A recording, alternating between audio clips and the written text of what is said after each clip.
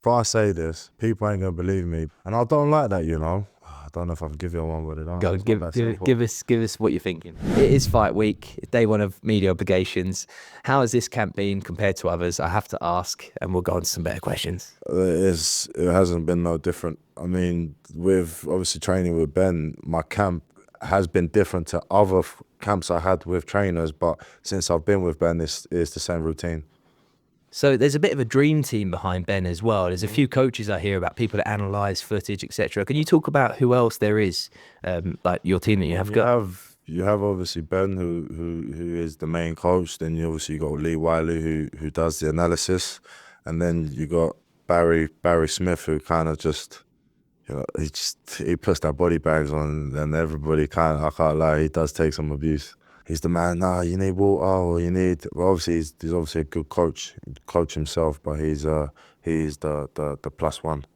Sounds like the glue. Yeah, exactly. And then obviously you got outside the boxing ring. Obviously you got my brother. You got my manager Frank Warren. So I feel like we've got a good solid team. What are your PBs for squat, bench, and deadlift? Squat, bench, deadlift. The thing is though, yeah, if I say this, people ain't gonna believe me. I've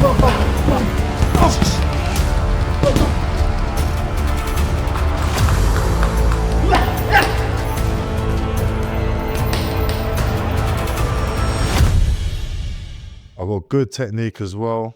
Squat 211, deadlift I done 270 beginning of the year, but I done a trap bar 300 when I was 16, and what's the last one? Bench. Yeah.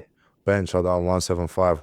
I tried to get 180 before this camp, and the thing is we got to 175, and then my coach was like, "Oh, I reckon you got 180 in you today." And we got to 180, and it went halfway and it went back down. But if I hadn't have done that 175, we definitely would have got the 180. That is mental. That's not bad, is it? And what about running? Do you do a lot of running, or do you do different types of cardio? Touchy subject. What about the like the air bike and stuff? Actually, my run is not bad. I've done my 10K, my 5K PB is 20 minutes 50 seconds. My 10K PB is 45 minutes. Don't know, seconds don't really matter, does it? My half marathon PB is 1 hour 50. The fact heavyweights even do the half marathon is. Oh, what? Yeah, it's during COVID. I was pretty bored, and obviously I live close to the Noakes brother Sam and Sean Noakes, and then they was like, "Oh mate, why don't we jump on a half marathon?" And then, you know, it just happens. That is mental. So we spoke with Dempsey earlier, and when you compare both your records as pros, and obviously you see him being in with Hrgovic, I know obviously you're touted as a prospect. Comparing your records and what's expected with the bookies odds as well is insane. It looks like no one's giving him a chance whatsoever.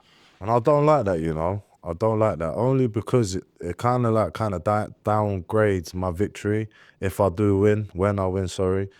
Because it's like Dempsey is a tough live opponent, do you get what I mean? And like, even with, although he did lose to Hrgovic, like there were some rounds in that fight where he was giving Hrgovic work, and